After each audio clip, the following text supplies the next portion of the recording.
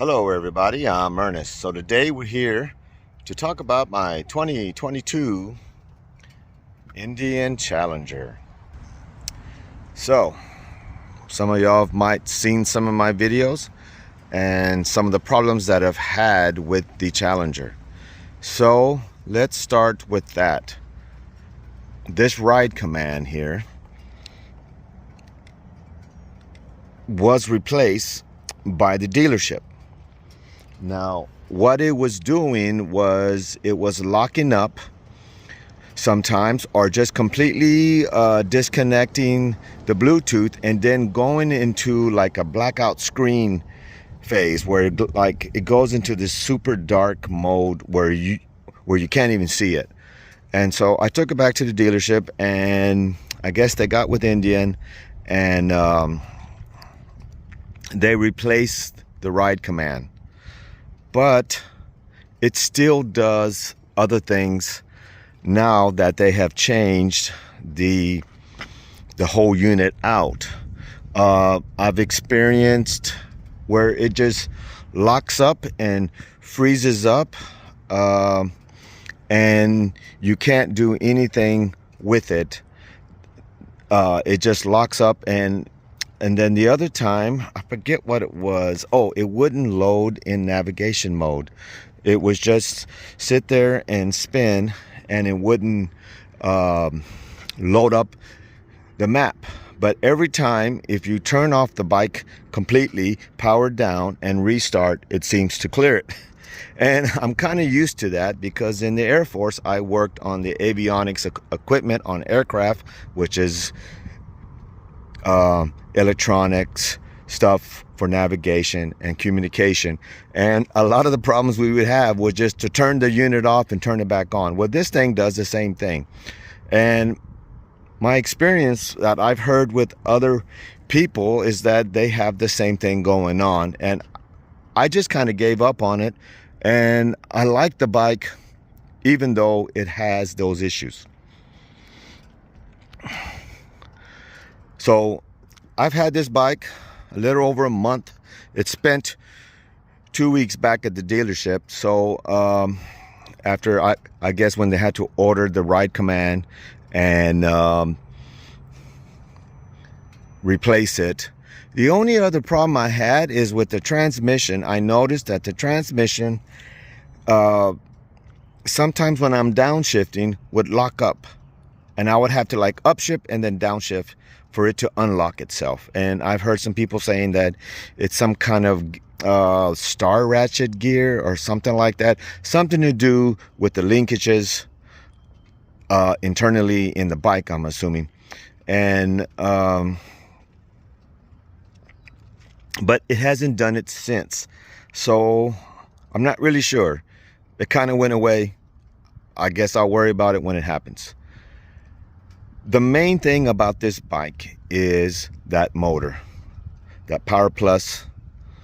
I can't remember what the size is, but it's 128 foot-pounds of torque and I think like 125 horsepower or something like that. I could be all wrong, but I know it's 128 foot-pounds of torque, and that's what really matters when it comes to these V-twins. But this is a completely water-cooled modern engine.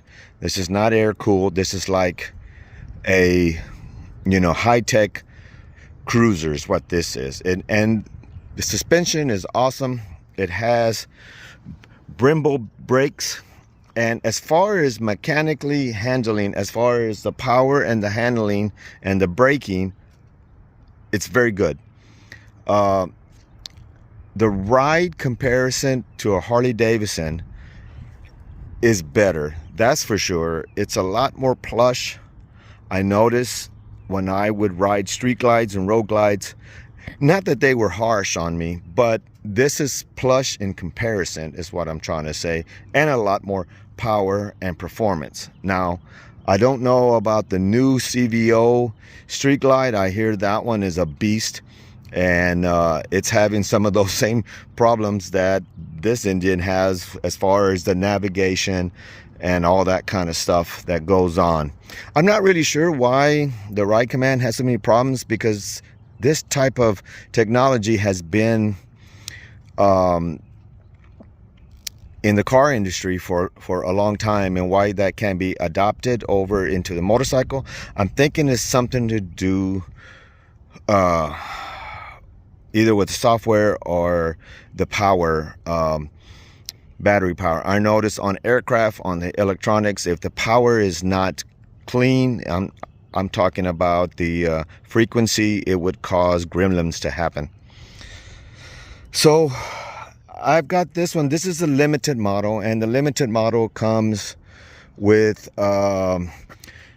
crash bars. This is not the Dark Horse. The Dark Horse is the blacked out version. This one is not. This is the chromed out version. The limited, as far as the base model to the limited, and then there's the Pursuit. I think that's the highest end one, I believe. And I think that one might have a little bit more power. And it has like, what do you call those, lowers down here to block the wind, and it has the trunk and all that. Well, I didn't want all that anyway. I do have a sissy bar for it that I will use when I'm going to take a trip, and I'm thinking about, I'm going to take a trip at the end of this month, and I'll probably be using this bike, not the KTM, and so this will be his first maiden trial.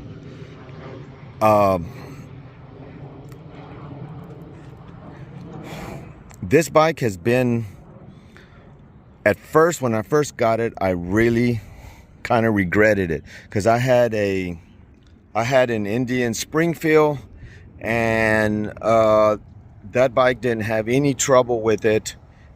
But there was no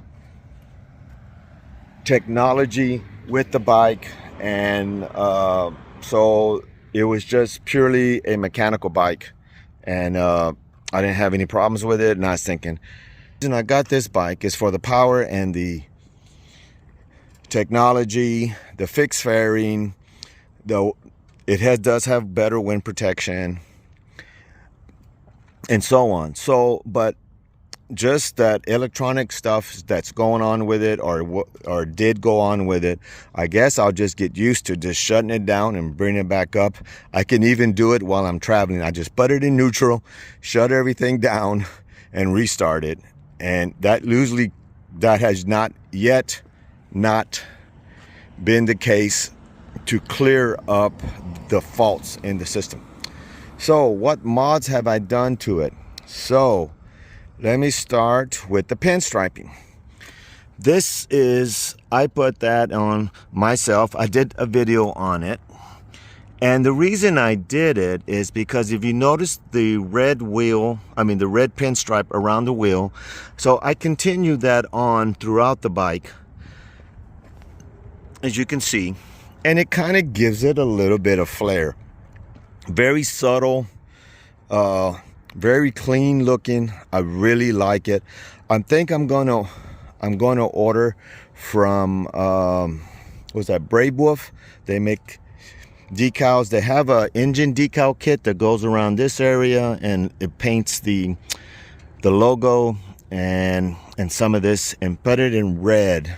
But I want the red to match with the pinstripe and the wheel. And so far, right now he doesn't have it. He has a color called Indian Red, and I think it's a little bit brighter than this. But he said that he was going to create a color that will match the wheels. So maybe I'll wait for that. What else have I done? I've done the gas can concho mod. On there, I put a quad lock phone holder.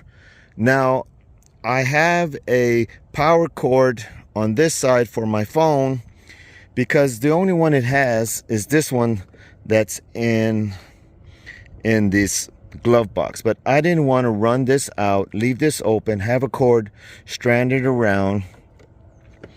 And so I went ahead and I ran a separate USB cord up in the bike's chassis. It's hard to tell, it's dark, but, and I made a video. Yeah, I made a video of that, how I installed it. The only thing I don't like is this is the wire right here, and it has the red wire, which is the positive wire, and so I wish it was black. So I'm debating either to put some kind of sleeve over it to cover it up so it's not so noticeable, or wrap it in black electrical tape, something to cut that red off, because I don't really care for that. I got this from darn, my, oh, okay, I thought my phone went dead. Brave Wolf. And oh, I did the speaker mod where I put these red stickers. I got a video up on that. I think that's the, oh, and I did the backrest on the bike. I bought that at eBay. All these have videos of what I did. They're on my channel if you care to go look it up. What the Limited also gives you is locking bags that I can operate from my key fob. I have a key fob, and I can just push a button and it locks it, and unlock it. I believe that is a feature you have to pay for with Harley Davidson on their higher end models, but that's one of the things I believe that Indian offers over the Harley Davidson, is they give you more for your money. This is basically a CVO at a standard road glide price with a standard 107 and all that. You're getting CVO power. You're getting a little bit better graphics other than the base model. So I believe dollar for dollar, the Indian just gives you more. The downside is Indian doesn't have a lot of dealerships. There's only one in my area, and there's another one that's like another 35 miles away. So there is some support, but I have a mechanic that he can work on all these. He works on all the brands, and this one's not under warranty anyway. I bought it used, and I'm really happy with it. You know, other than the ride command, hopefully the transmission problem doesn't come back anymore. But power, handling, excellent, I think. And you can make these faster if that's what you want to do. I want to keep mine reliable, because I want to ride mine. I'm not racing anybody, but I do like power. So anyway, that's just a quick little video of what I think after 1,000 miles of riding my Indian Challenger. Thanks for watching, and I'll see you next time.